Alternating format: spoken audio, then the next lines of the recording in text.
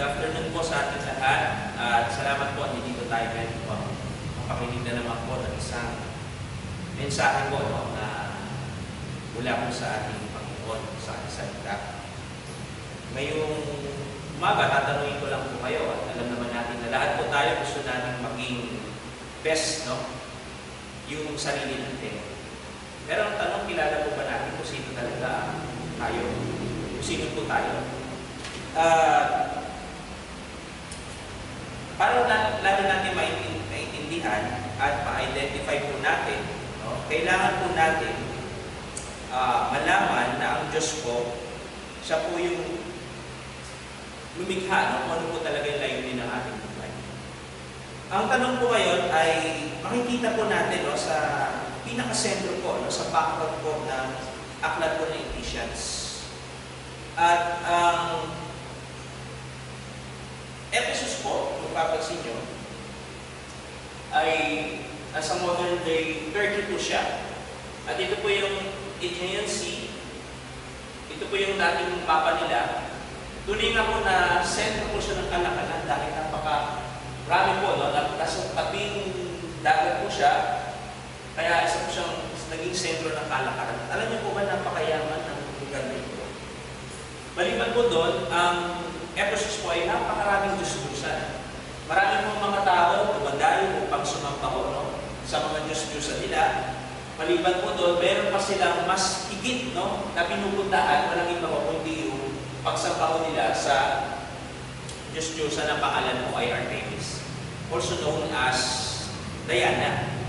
At yung templo po ni Diana or Artemis ay isa po sa na-record na isa po sa 7 wonders of the world. At ang Ephesus po, ganun pa man, dahil po sa kanilang pagsamba sa mga Diyos-Diyos, akala po nila ay mawawala po yung kanilang takot, at magkakaroon po sila ng pagligtas sa kanilang buhay.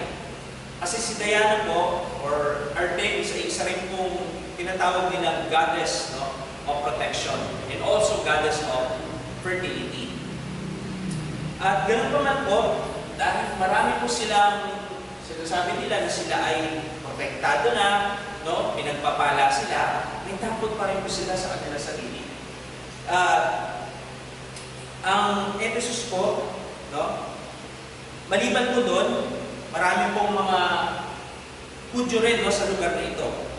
Marami pong mga Hudyo. Pero nung time po na pumunta si Paul came to Ephesus and he came with the power of the Spirit. So for 3 years, God used Paul to break through the darkness and fear of the spirit world that was gripping so many in this place. So kaya po nung nag-journey po si Paul sa lugar po ng Ephesus, marami po nakakilala sa Panginoon. Maraming tumalikod po sa kanilang lumang pananaw, lumang pagkabuhay. So when Paul writes this letter, about 6 years have passed since he left Ephesus. During that time, the church continued to grow throughout the entire region amongst the Jews, but even more so amongst the Gentiles. So marami pong lumago, marami pong tinanggap ang Panginoong Jesus sa mga taga-Hudyo, mga Hudyo. Ganoon rin po, maraming tumanggap sa Panginoong Jesus na mga Gentil. So now, when we go back and read this letter, what can we learn about our identity? Ano po yung matututunan natin sa ating identity? So when we accept Jesus, our cultural worldview no longer defines who we are. So we aren't significant fools, but we are chosen and adopted by God. So, ayun po, kaya ngayong umaga, pag-uusapan po natin yung transform living embodying God's love and sacrifice. So, patatagpuan po natin yan. Ang text po natin is Ephesians chapter 5, verse 1 to 2. Sabi po, therefore, be imitators of God as beloved children, and walk in love just as Christ also loved you, and gave himself up for us, an offering and sacrifice to God as a fragrant aroma. Kaya, iisa-isay pa natin yan. Titingnan po natin ano po ba yung sinasabi sa aklat ng Efeso. At kung mapapansin niyo po ang book of Ephesians, meron pong dalawang parte. Sa chapters 1 to 3, pinag-usapan po doon yung gospel story. Kung paano po tayo nakilala, ano po ginawa ng Panginoong Yesus sa ating buhay, saan tayo po ay napakamakasalanan pa, pero dinala po niya tayo sa liwanag. Yung chapter 4 to 5, ito naman po yung our story. Kung ikaw ay nakakilala na sa Kanya ngayon, so ano po yung purpose natin bilang mananampalataya? Kaya tingnan po natin, sabi po sa Ephesians chapter 5, verse 1, therefore, be imitators of God. Okay? Kaya nga po una, it's crucial that you reflect God's character every day. So, ang tanong ko sa inyo, Kuya Boyet, Ate Juliet, ang tanong paano ba tayo mamuhay araw-araw? Kamusta po yung lifestyle po natin bilang Kristiyano? Sabi po, therefore, be imitators of God. At pansinin po natin yung words, imitators or isa rin po siya, imitators or followers sa English version po. Sa Greek po is mimetai. Ang root word po niyan is yung mimic. Alam niyo po yung mimic, yung nanggagaya. Kaya siguro yung mga anak niyo, mapapansin niyo rin, makikita niyo rin po siguro yung sarili niyo sa kanila. Lalo na po nung bata sila. Siguro po yan. Ilan po anak niyong lalaki ko yan? Ilan anak niyo? 2? Siguro may nakikita ka rin na mga buhay mo, baka namimimik nila siguro, maaari yung ako rin. Ganon. Gaya po ng isang tao na humarap po sa salamin. Ganon po yun, ang pagtinig. Kaya nga po, ang sabi nga po, therefore, be imitators of God. Maging kagaya mo tayo ng Panginoon. Dapat po araw-araw, as beloved children. Okay? Think of a mirror that faithfully reflects the image before it, similarly as God, beloved children.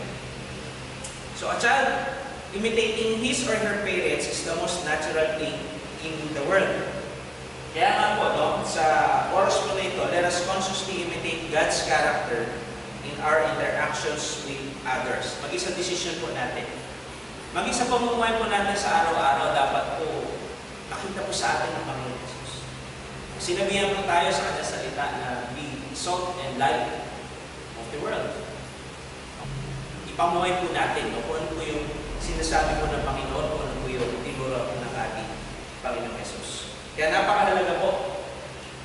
It's crucial that we reflect God's character every day. Kaya nga po worship, worship is a lifestyle. Araw-araw po dapat. Hindi lang po tayo, sabi nga kapag Sunday, Christian tayo, pero kapag, weekdays, secret Christian na po tayo, hindi po naman. Kaya nga po, be imitators of God as beloved children. Bilang minahal po natin Panginoon. So, pangalawa po, makikita po natin sa Ephesians chapter 5, verse 2, and walk in love. Lumakad po tayo ng may pagmamahal. Let your lives be a living example of the love Christ showed us. Titingnan po natin. Sa po sa Ephesians 5, verse 2, our behavior and how we act. At yung love po dyan is, it means agape sa Greek word. Ibig sabihin po, sacrificial, unselfish, unconditional love that proves itself through action. Kaya nga po, sabi, walk in love. Walk in love. I-consider niyo po yung selfless act na ginawa po ng ating Panginoon Jesus. Na dapat po ang Diyos, ginawa po niya dapat gawin yan, pero ginawa po niya para sa atin. At ganun po ginawa niya sa mga disipulo. Walk in love. Kaya po, let us walk in love by showing kindness, compassion, and forgiveness to those around us. Kamusta kaya po tayo? Ano po ang buhay natin? Ano po yung meron tayong buhay ngayon? Nakikitaan po ba tayo ng pagmamahal? Sabi nga po meron pong kasabihan na it's better po na makita po yung ating mga gawa minsan kaysa sa salita. Marami po na mga nagsasalita pero hanggang salita lang po sila. Pero pagdating po sa pag-a-apply nila sa kanilang paggawa na mayroong pagmamahal o compassion o kindness, nawawala po sa kanila ito. So, reflecting the unconditional love that Christ has shown us. Kaya napakahalaga po no, sa buhay po natin. Let your lives be a living example of love, of the love Christ showed us. Kaya po nang ginawa niya, nakahandi na bastangan po siya. No? Ipinako po siya sa krus. Nasabi pa rin po niya na sa Diyos Ama na, Ama, patawarin niyo sila. Hindi nila alam ang kanilang ginagawa. Kaya po, let your lives be a living example of love Christ showed us. Pangatlo po, ano po yung makikita po natin sa Ephesians chapter 5, verse 2? Ayan po, is to understand and feel the depth of Christ's affection for each one of us. Kailangan po maintindihan po talaga natin yung affection po na meron po, yung ginawa po ng ating Panginoon. Yung lalang po ng ginawa ng ating Panginoon Jesus sa ating buhay. Chapter 5, verse 2, just as also Christ loved you. Gaya po ng isang nanay, no? Siguro si Ate William po, meron po ba kayo anak na hindi napalo? Wala, di ba? So, pero nung pinalo niya siya, masakit sa akin. Di ba? Masakit po sa ating kalooban. Pero nagawa po natin kasi mahal po natin sila. Kadalasan po ang ating mga anak, di ba, gumagawa po sila ng kalikuan, ng walang disiplina, gumagawa po sila ng pagkakamali. Eh, siyempre, galing po tayo. So, ganoon rin po ang ating Panginoon. No? Ang ginawa po niya sa atin, ginawa po niya sa atin buhay. So, una po, nasa kadiliman tayo, pero siya po yung nagmahal po sa atin. Una nagmahal sa atin upang makapagpatuloy po tayo. So, ganun po yun, yung makikita po natin sa mga taga-Epeso rin. Dahil po sa Ephesian Church, dahil po may Hudyo, may mga Hentil, nagkakadivision na po sila. Minsan nagpapagalingan po sila kasi sino yung mas spiritual sa kanila. Pero ganun pa man po, no? Ang Panginoon ayaw niya po yun. Kaya nga naisulat po ni Paul, no? Kung mapapansin natin sa verse, sa chapter 4 po na Ephesians, kung babalikan po natin, magkaroon po ng pagkakaisa dapat. Magkaroon po ng unity. Unity in God. Dahil hindi na po tayo yung Hudyo o Hentil, pero tayo po ay bagong nilalang na. Tayo po ay, we were created, no? In the image of God. And sabi nga po, the oldest God, the newest God. Sabi po sa Bible. Sabi po sa 2 Corinthians 5:17. Imagine a parent embracing their child with unconditional love despite the child's shortcomings. So Christ's affection for us surpasses even deepest human love. Kaya nga po, let us embrace Christ's affection by acknowledging our worth in His eyes and allowing His love to transform us from the inside out, knowing that are deeply cherished by our Savior. Yakapin po natin yung pagmamahal po ng Diyos. Huwag po tayong pumawala po, huwag po tayong lumitaw po. And then last po, no? Sa pang-apat po na makikita po natin sa Book of Ephesians, pinag-aaralan po natin sa chapter 5, verse 1 and 2, we must dip into the portrayal of Christ's offering for us. So may halaga po ba yung ginawa ng Panginoon sa krus ng Kalbaryo sa atin? Sabi po sa chapter 5, verse 2, and gave Himself up for us, Christ po, an offering and a sacrifice to God as a fragrant aroma. At meron po tayong tatlong bagay na matutunan po dyan sa verse po na yan. First is His sacrificial act, offering itself. Ang sabi po sa verse na yan, and gave Himself up for us. Pangalawa po is intention. Ano po yun? A heartfelt offering to God. Sabi po, an offering and sacrifice to God. So Jesus Christ po mismo. And then last po, and the beautiful outcome, a sweet fragrance in the eyes of God. Ano po yan? No? So a sacrifice to God as a fragrant aroma. Ephesians chapter 5, verses 1 and 2.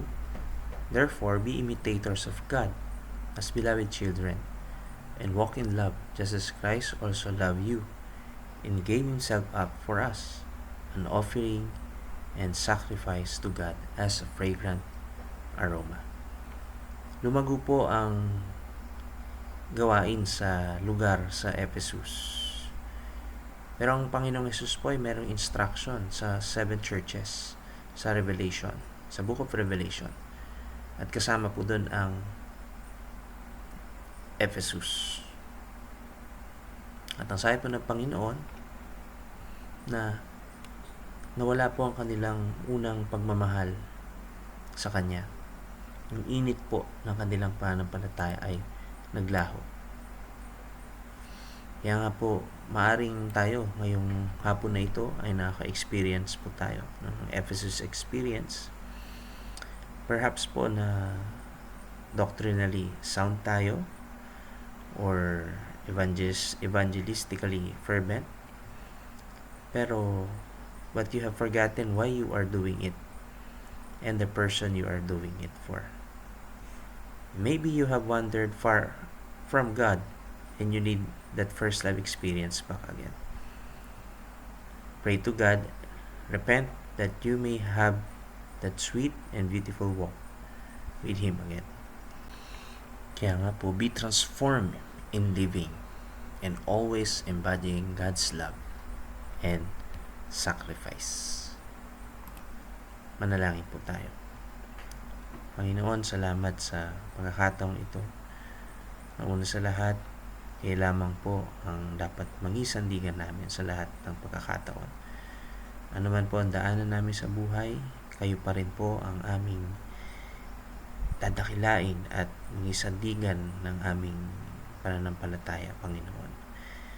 Kaya salamat sa oras na ito, sa hapon na ito, dahil mahal na mahal namin kayo, Panginoon. Patuloy niyo kaming palaguin at naway magawa po na yung Panginoon ang pagmamahal namin sa aming kapwa, gaya ng inyong pagmamahal, Panginoon, sa amin.